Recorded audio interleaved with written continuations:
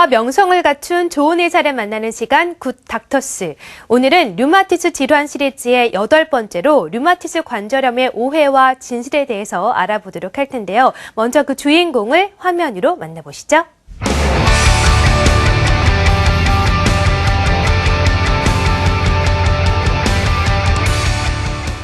네, 굿닥터스. 류마티스 질환의 그 8번째 주인공이십니다. 서울대학교 병원 류마티스 내과의 이은영 교수님 나오셨습니다. 안녕하세요, 교수님. 안녕하세요. 네, 반갑습니다. 류마티스에 대해서 이야기를 좀 해보도록 할 텐데요.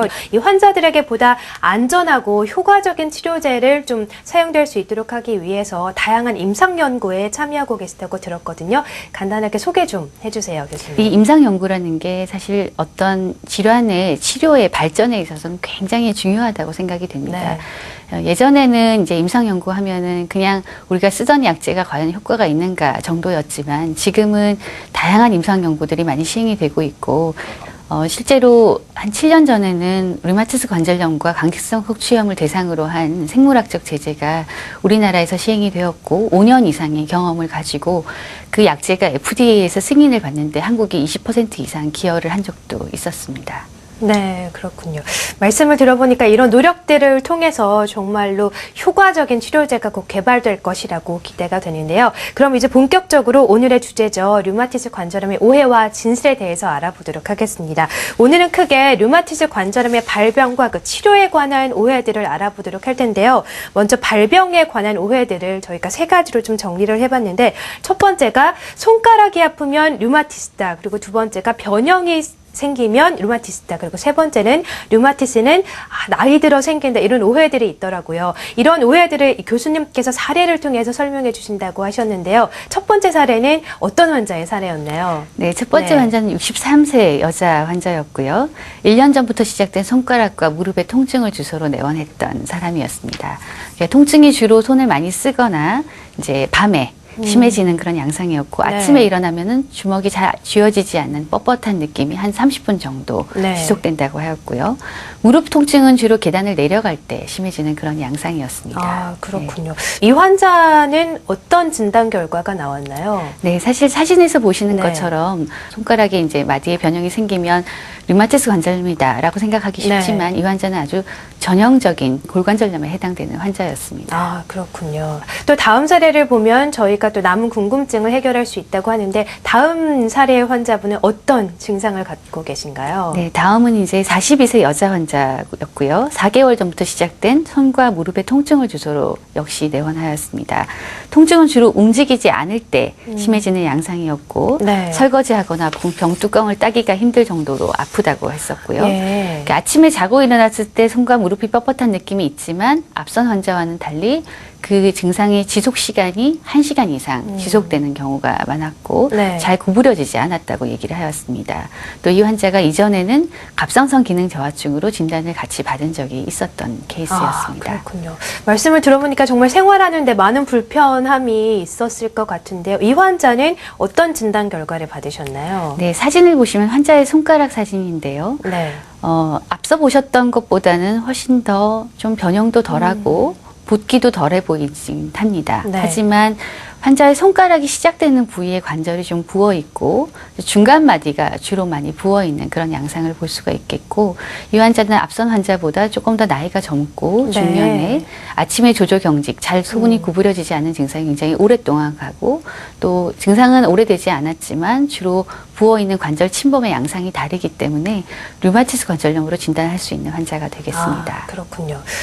말씀을 들어보니까 정말로 이런 진단 결과가 참 중요하다 이런 생각을 가질 수가 있을 텐데 류마티스 관절염 같은 경우에 이런 진단 결과를 빨리 확인을 하는 게 더 중요한 이유가 있다면서요? 네, 사실 류마티스 관절염은 진단을 하게 되면 우리가 증상이 시작하고 나서 한 1, 2년 이내에 굉장히 진행 속도가 빠르고 관절의 변형도 나타날 수 있는 것으로 되어 있기 때문에 진단을 빨리 하는 게 굉장히 중요하고요.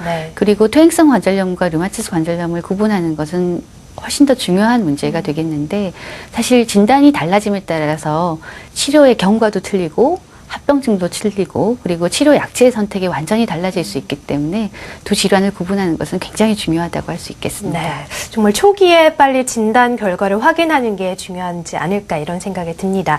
이 두 가지 사례를 통해서 저희가 류마티스 질환에 대해서 갖고 있던 세 가지 오해들이 어느 정도 풀린 것 같은데요. 이번에는 이 류마티스 질환의 치료에 관한 오해들을 좀 살펴보도록 하겠습니다. 치료에 관한 오해들도 참 많은데요. 그중에 저희가 첫 번째 오해부터 한번 풀어보도록 하겠습니다. 류마티스 질환이 정말로 저희가 평생 안고 가야 되는 그런 숙제인가요? 흔히들 당뇨나 고혈압처럼 평생 관리해야 되는 질환이 아닌가. 사실 맞습니다. 네. 맞지만 우리가 류마티스 관절염의 치료를 하는 목표는 완치가 목표입니다. 그리고 우리가 완치라는 것을 조금 더 세분화해서 살펴보면 우리가 류마티스 관절염에 있어서 완전 관해라는 개념이 많이 도입이 되었습니다. 근데 완전 관해라는 표현은 좀 말이 어렵긴 하지만 어쨌든 통증도 없고 부어있는 관절도 없고 약제도 굉장히 적은 약을 쓰는 그런 시점이 되겠는데요. 그 완전 관해가 이제 지속이 된다 그러면 그게 결국 완치라고 말씀을 드릴 수가 있을 네. 것 같고요. 그래서 지금은 치료의 목표를 단순히 안 아프게 하는 것이 아니라 이 완전 관해를 목표로 해서 치료를 하고 있고 지금 도표에서 보시는 것처럼 실제로 몇 년 전에 시행됐던 연구에서 보면 류마티스 관절염 환자들의 전체 중에서 한 2년 내지 5년 사이에 한 10 내지 15% 정도가 이 완전 관해에 도달할 수 있다라고 보고들을 많이 네, 하고 완치에, 있습니다. 예. 네. 그렇군요. 부작용이 많다, 약이 독하다 이런 오해들은 어떻게 생각하면 될까요? 사실 류마티스 관절염 약이 속이 쓰리다, 독하다라는 게 진통소염제의 사용과 스테로이드에서 비롯된 것이 아닌가 생각이 되는데요. 네. 이 두 가지 약제가 오래 사용할 경우에는 그런 부작용이 있는 것이 맞습니다. 하지만 이러한 약제들은 류마티스 관절염의 치료제로 사용된다기보다는 증상을 조절하는 그런 약제로 사용이 되는 것이 맞고요.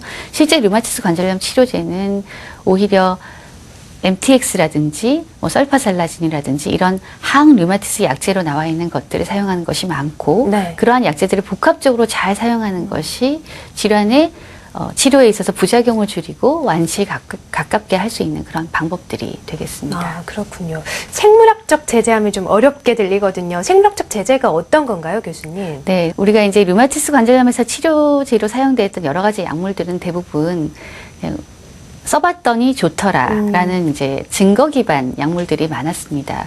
그렇지만 최근에는 류마티스 관절염의 발병 기전 그리고 류마티스 관절염이 나빠지는데 어떠한 물질들이 굉장히 중요하다라는 것을 저희가 많이 알게 됐고 네. 그러한 물질들을 잡아서 좀 조절해보면 어떨까라는 입장에서 개발된 약제들이 표적 치료제 혹은 생물학적 제재들이 되겠습니다. 아, 그렇군요. 근데 또 이 생물학적 제재들이 좋기만 한 건 또 아닌 것 같아요. 뭐 오해들 중에 부작용이 많다, 위험성이 크다 이런 오해들도 있었는데 그거에 대해서는 저희가 어떻게 오해를 풀면 좋을까요? 네.